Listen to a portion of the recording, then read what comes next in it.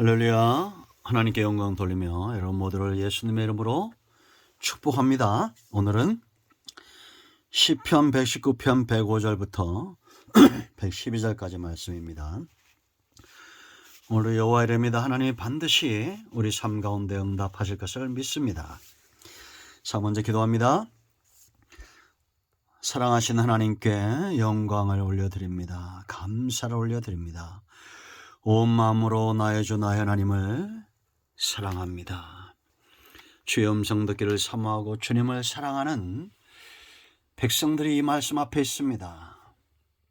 하나님의 음성으로 들려지게 하시고 하나님의 선하신 뜻을 분별할 수 있는 시간 되게 하시고 약속의 말씀들이 나를 살림을 깨닫는 귀한 시간 되게 하옵소서.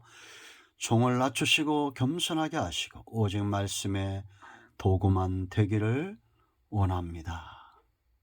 예수님의 이름으로 사모하며 기도합니다. 아멘. 105편 말씀을 보겠습니다.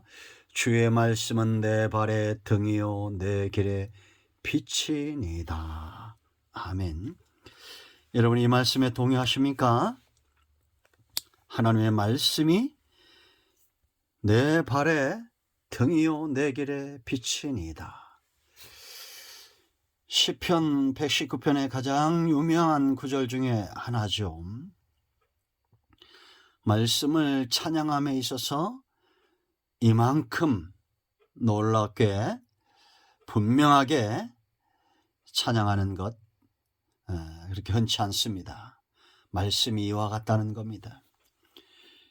그러므로 여러분 말씀을 사랑하고 그 말씀에 붙들린 사람들은 손에 등불을 가진 자와 같습니다.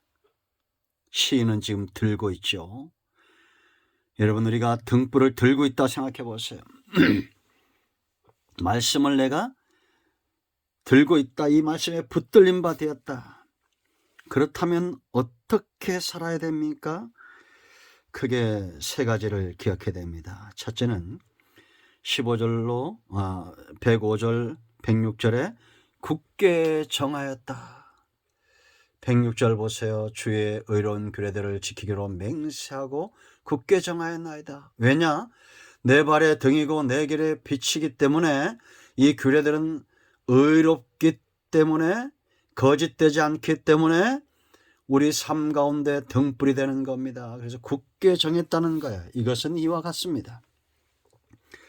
우리가 밤길을 가보신 적이 있을 거예요. 저도 어릴 때 시골에서 살았기 때문에 우리 동네에서 교회가 있는 동네로 가다 보면 꼭 공동묘지를 지나갑니다. 돌아가려면 너무 멀고 가장 빠른 길은 두 곳이 있는데 공동묘지를 지나가야 돼요. 그럼 칠흑같이 어둡습니다. 그럼 이 손에 힘이 들어가야 안 들어가요? 들어가죠? 왜냐? 손에 등불을 들고 있기 때문에 오직 의지할 것은 이 등불밖에 없어요. 그러니까 손에 힘을 줘서 쥐고 있는 겁니다. 하나님의 말씀이 내 길에 등불임을 아는 자들은 맹세하고 굳게 정하게 되어 있습니다. 이 말씀을 놓지 않겠다는 겁니다. 떠나지 않겠다는 겁니다. 여러분 이런 사모함과 각오는 105절 106절에 와서 되어지는 겁니다. 이미 우리가 1절부터 지금까지 이 말씀을 사모할 수밖에 없는 이유들을 살펴봤어요. 이제는 이 말씀을 굳게 등불처럼 붙들고 있어야 됩니다. 두 번째, 이렇게 손에 등불을 가진 자가 알아야 될 것은 어둠이 오는 것을 이상히 여기지 말라는 겁니다. 어둠이 오면 불을 켜면 되는 거예요. 우리가 등불을 준비한다는 것은 곧 어둠이 온다는 것을 아는 것입니다. 마찬가지로 성도의 삶에도 말씀을 등처럼 붙들고 이 등불을 밝히는 것은 어둠, 고난, 여러 가지 문제들이 올 수 있다는 겁니다. 107절 보세요, 여러분. 107절에 나의 고난이 매우 심하오니 그랬습니다. 109절 말씀 보세요. 나의 생명이 항상 위기에 있사오나 칠흑 같죠? 칠흑 같은 어둠입니다. 110절 악인들이 나를 해하려고 올무를 놓았사오나 천둥과 번개까지 치는 그런 어두움, 칠흑 같은 밤과 같습니다. 이러한 어둠이 온다고 해서 이상히 여길 것이 없어요. 그럼 어떻게 됩니까? 등불을 켜는 거예요. 자, 107절 보세요. 나의 고난이 매우 심하오나 여호와여 주의 말씀대로 나를 살아나게 하소서. 말씀대로 된다는 겁니다. 믿는 거, 이건 스위치를 올리듯이, 후레쉬의 스위치를 올리듯이 켜는 거예요. 말씀대로 된다. 첫 마디가 그래야 됩니다. 어둠이 올 때, 고난이 올 때 걱정하지 마라. 말씀대로 된다. 그냥 불을 탁 켜면 되잖아요. 어두운 방 안에 스위치를 탁 올리듯이 말씀대로 나를 살게 하소서. 말씀대로 산다. 영이 잘 되면 범사가 잘 된다. 걱정하지 마라. 108절은 여기다 기름을 더 충전한 것과 같습니다. 108절 보세요. 이런 사람은 여호와의 구원인 내 입이 드리는 자원 제물을 받으시고 주의 공의를 내게 가르치소서. 입술로 범죄하지 말아야 돼요. 어둠이 올 때. 아유, 그럴 줄 알았어. 어둠이 또 올 줄 알았어. 기도해도 안 되는 뭐 이런 말 하지 마세요. 자원하는 제물이 입에 있어야 됩니다. 그런 사람에게 하나님은 공의로 가르칠 겁니다. 이건 마치 기름을 더 보충하는 것 같습니다. 자, 110절 말씀.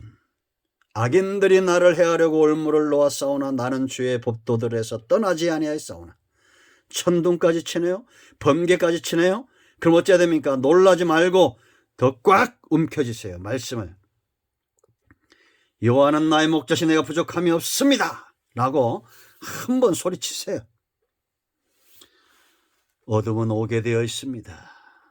고난은 오게 되어 있어요. 그러나 우리는 정금 같은 믿음으로 나올 겁니다. 왜냐? 믿음의 등불을, 말씀의 등불을 가진 자들이기 때문에 믿음으로 나오게 되어 있습니다. 세 번째, 길을 찾는 즐거움이 있다는 걸 알아야 됩니다. 우리 여러분, 길이 안 보이다가 불을 탁 켜면 밝히 보이면 기분 좋죠. 깜깜할 때 집안에서 뭘 잃어버렸는데 불을 탁 켰는데 딱 보여요. 얼마나 기분이 좋습니까? 방 치우다가 500원짜리 하나 발견해도 얼마나 기분이 좋아요. 밤길 가다가 그러면 얼마나 좋습니까? 그런데 성경 안에서, 말씀 안에서 우리가 길을 찾아요. 여러분 기억하세요. 어둠만 있지 않습니다. 길이 있어요. 길은 항상 있다. 따라합니다. 길은 항상 있다. 항상 있어요. 절대 낙담하지 마세요. 111절 보세요. 주의 증거들로 내가 영원히 나의 기업을 삼았사오니. 길을 발견한 거예요. 이는 내 마음에 즐거움이 됨이니이다. 어둠만 있지 않죠. 이제는 증거들대로 되는 거, 말씀대로 되는 걸 깨닫고 이제는 나의 기업은 이 말씀이다 라는 겁니다. 하나님의 말씀이 우리 기업 되기를 축원드립니다.